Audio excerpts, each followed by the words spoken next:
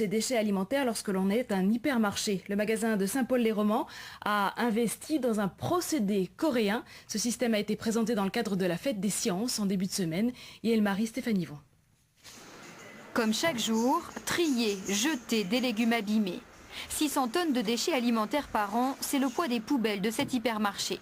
Depuis 7 mois, une toute nouvelle machine est installée derrière le magasin. Elle engloutit les rebuts des rayons boulangerie, boucherie ou encore fruits et légumes.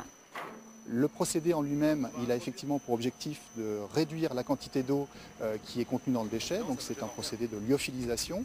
Pour exemple, quand on traite 1 tonne d'œufs de déchets, on obtient 180 kg de produit final.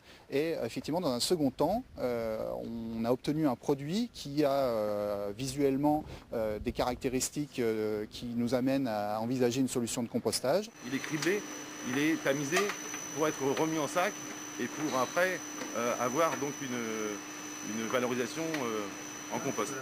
Cette machine coréenne réduit de 80% le volume des déchets alimentaires. L'installation est une première en France, un geste environnemental pour le commerçant, surtout une belle économie sur la facture de traitement des ordures.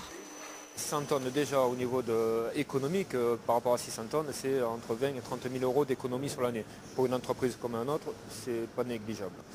Derrière, c'est aussi beaucoup moins de transport, donc c'est un gain pour l'environnement, c'est un gain par rapport à la taxe carbone, parce que vous imaginez 6 fois moins de camions sur les routes.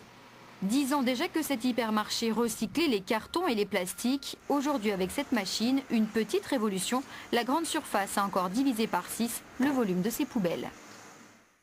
Et 19h11 à suivre.